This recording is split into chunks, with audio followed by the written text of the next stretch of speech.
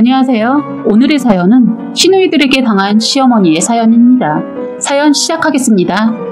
저는 경기도에서 자그마한 가게 하나 하고 있는 주부입니다. 예전엔 남편과 큰 가게를 했었는데 사정이 생겨 지금은 가게를 팔고 저만 혼자 할 수 있는 것으로 업종도 바꿔서 이끌어가고 있어요.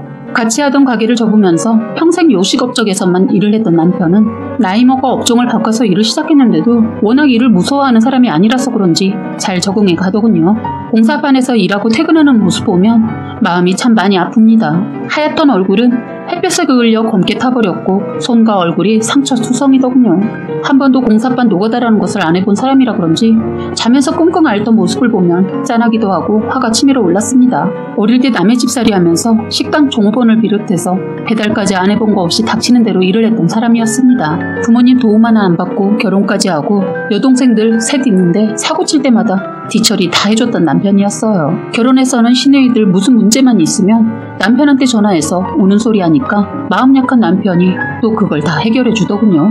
저도 시누이들이 결혼 전까지는 그냥 참아줬는데 이것들이 결혼해서까지 남편의 속을 뒤집어 놓더군요. 나중에는 능력 없는 부모 만나 고생하는 조카 등록금까지 내주더군요. 이건 아니다 싶어 그만하라고 했고 남편은 자기 아니면 도움을 줄 수 있는 사람이 없는데 어떻게 그러냐고 하더군요. 사실 시누이 둘 다 남편들이 한량한 놈팽이들입니다. 하나같이 마누라 등쳐먹고 사는 사람들이에요. 처음엔 혼내보기도 하고 폭력도 써봤는데 달라지지 않더군요. 그래서 나중에는 남편이 다 시누이들이 자초해서 벌어진 일이니까 그냥 내버려두고 있었죠. 그런데 부모 잘못 만나 고생하는 조카는 외면하지 못하더군요. 이렇게 되기까지 기가 막힌 사연들이 많습니다. 시누이들 아가씨일 때 먼저 첫째 시누이는요. 남편이 결혼을 그렇게 반대하고 여동생이지만 집에 가둬보기도 하고 오시며 전화 다 감춰놨는데도 입더놓 그대로 나가 몇 년째 안 오더니 기가 막힌 게 아이 하나 안고 왔더군요. 그런데 인사하러 온 게 아니고 얹혀 살라고 온 거였어요. 남편 그날 여동생 죽도록 해주고 싶어 했지만 안고 있는 조카를 보고 참더군요. 시누이 남편이라고 온 사람은 누가 보면 노숙자라고 할 정도로 행색이 말도 못할 정도였어요. 남편도 할 말이 없는지 아예 상대를 안 해버리더군요. 솔직히 어떠한 말도 통하지 않을 것 같았어요. 그래서 시어머니는 그렇게 큰딸과 사위와 함께 살게 되었어요. 그를 모르는 시어머니는 딸한테 속여 그나마 노후자금으로 가지고 있던 재산이 하나둘 딸내미 손에 넘어가게 되었어요. 그것도 나중에 둘째 시누이가 크게 사고를 쳐서 큰 시누이 사건을 알게 되었네요. 사고 뭉치 둘째 시누이도 만나고 있던 남자가 있었는데 남편이 보고 영 아니다 싶어서 말렸지만 고집을 부리고 물 한 모금 먹지 않고 자살소동까지 벌여서 결국 남편이 두 손 두 발 들었어요. 큰 시누이 그렇게 말려도 끝내는 지들 하고픈 대로 하는 걸 보고 나서 그런지 둘째한테는 쉽게 포기하더군요. 그렇게 해서 결혼까지 시켰는데 이건 고모부님이 얼굴만 반반했지 할 줄 아는 게 하나도 없으면서 허세를 부리고 다녔어요. 사치가 하도 심하다 보니 시누이는 늘 돈에 쪼달리다 결국엔 남편한테 손을 내밀더군요. 아가씨 때 멋내는 거 엄청 좋아해서 명품을 몸에 휘두르고 다녔던 시누이였는데 저희 집에 온 시누이의 모습은 시장에서 헌옷을 사서 입었는지 아주 초라해 보였어요. 머리도 언제 했는지 모를 정도로 길어있고 화장은 전혀 하지 않았더라고요. 시누이랑 예전에 어디 좀 가려고 하면 화장하는데 2시간이나 걸려서 힘들게 하기도 하고 기다리다 지쳐 두고 간 적도 많았는데 그때의 시누이 모습은 얼굴에 기미가 잔뜩 끼어있고 손도 시골에서 농사 짓는 사람처럼 보였어요. 남편도 둘째 여동생의 모습을 보고 놀랐는지 한참을 말을 하지 않았어요. 그러더니 어렵게 말을 꺼내더니 단도직입적으로 말을 했어요. 난 더 이상 너네한테 돈 못 준다. 이제 그냥 가라. 했더니 자기 오빠 바지 자락을 붙잡더니 오빠 너무해. 언니한테는 돈 줬다면서 왜 난 안 되는데. 시누이들은 오빠가 돈을 쌓아두고 사는지 아는가 봅니다.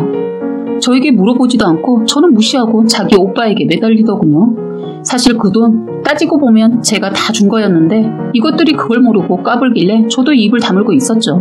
그런데 그때 남편이 그러더군요. 지금까지 그 돈 다 세연이가 준 거야. 내가 돈이 어디 있었겠냐? 그리고 너희도 그렇다. 너무 뻔뻔한 거 아니냐? 내가 그래서 그렇게 결혼 반대했잖아. 왜 말을 안 들어서 이 모양이 뭐야? 남자는 남자가 보면 안다고 몇 번을 말했잖아. 네가 스스로 네 무덤을 팠으니까 죽던지 말던지 알아서 해. 처음으로 남편이 매정하게 동생을 뿌리친 날입니다. 동생도 더 이상은 안 될 것 같은지 일어나더군요. 그래서 포기하나 싶었는데 갑자기 저에게 들러붙더군요. 그렇게 무시할 때는 언제고 언니 하면서 살살거리는데 얄밉더군요. 제가 안 된다고 하니 징징 짜기 시작하더니 임신까지 해서 일을 못하고 있다고 하더군요. 그땐 그 임신이란 말에 마지막이라고 생각하고 조금 도와줬어요. 그런데 참 사람이 이래서 짐승보다 못하다고 하나 봅니다. 임신이라는 거 거짓이었고 시어머니 글 모르니까 꼬드겨서 재산 몰래 빼돌려서 달아났어요. 그때 잠깐 인간 취급해줬는데 실수를 했네요. 시누이 둘 다 이렇게 속을 썩이고 있을 때 막내까진 그럴 줄 몰랐는데 세상에 못된 것만 배워서 그런지 시누이 둘보다 더 배운 것이 머리를 써서 마지막 남겨둔 재산마저 다 정리해서 완전히 잠수를 타버렸어요. 거기에다 남편이 가게를 융자끼고 들어갔는데 사정이 생겨 그거 상환해야 해서 시어머니께 잠깐 빌린 돈이 있었는데 그거마저 오빠한테 자기가 가져다 준다 하고 다 가지고 정말 감쪽까지 사라져버렸어요. 저희는 그래서 하고 있던 가게를 헐값에 넘겨야 했어요. 손해가 이만저만이 아니었어요. 그런데 더 기가 막힌 얘기를 해드리겠습니다. 시누이 이것이 그 돈을 남자놈 때문에 다 탕진한 것은 맞는데 그 남자가 유부남이었다네요. 그런데 하필 남자가 돈 많은 사모 남편이었고 엄청 센 여자였나 보더군요. 이제 사회생활도 제대로 할 수 없게 상간녀 딱지까지 붙고 나타났는데 거기에다 임신까지 했었습니다. 아직 그쪽에서는 모르고 있어서 도망오듯이 왔다고 했어요. 아니 동생이라고 있는 것들이 하나같이 다 남자 때문에 인생을 거지같이 살고 있는 겁니다. 남편도 막내까지 속을 썩이고 하니까 지쳤는지 다들 그냥 이제부터 남처럼 살자고 하더군요.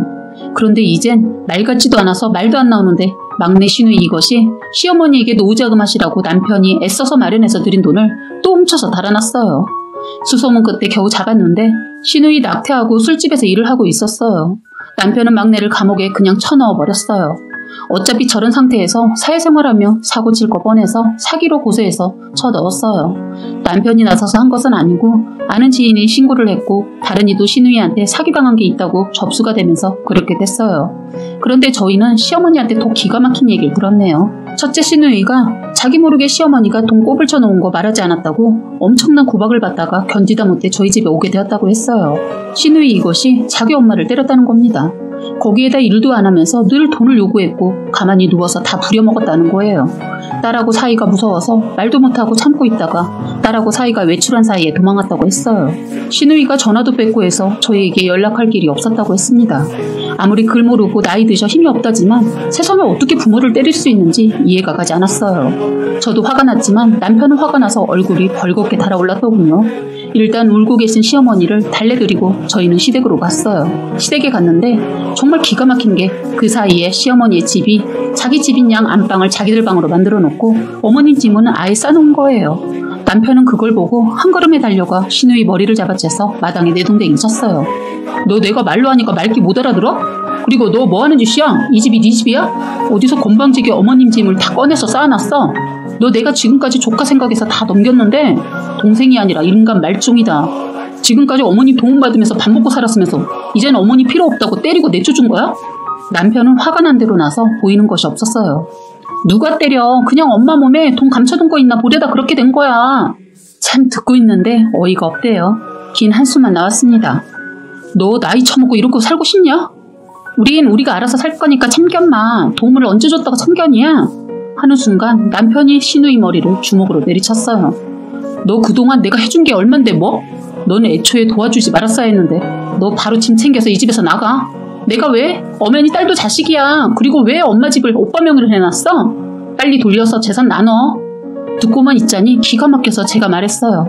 이러니까 오빠 명의로 할 수밖에요. 그거 제가 하라고 했어요. 그나마 있는 집도 다 날려먹을까 봐요. 땅이란 땅은 딸들이 다 헤쳐먹어서 그나마 남은 집은 제가 지켜드리려고 그랬네요. 왜요? 이것도 탐나세요? 그리고 아직 어머니 살아계시는데 지금 뭐라고요? 정말 싸가지가 바가지네요. 이렇게 말하는 저를 이것이 자기 오빠한테 맞은 거 화풀이를 저한테 하려고 제 머리를 잡으려는 거 남편이 시누이 기싸대기를 쳤어요. 어디서 더러운 손을 누굴 잡아? 넌 내가 가만 안 둔다. 너도 문제가 많다. 너 내가 한담하는 거 알지? 너 가만히 안 둬. 오늘 내로 이 집 안 나가면 너도 아무 쓰잘데기도 없는 네 남편도 다 감옥일 줄 알아. 말하고 나왔어요. 저희가 나오자마자 자기 오빠 욕을 쌀벌하게 하더군요. 그 욕을 듣자마자 남편이 길가에 굴러다니는 몽둥이를 들어 달려갔어요.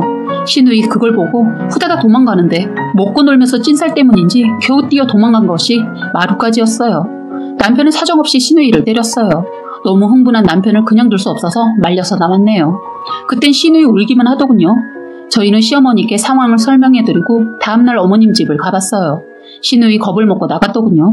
남편은 이대로 어머님을 두면 또 언제 찾아와 어머님을 괴롭힐지 모른다고 저희 집 근처로 이사를 해드리자고 해서 이사시켜드렸어요.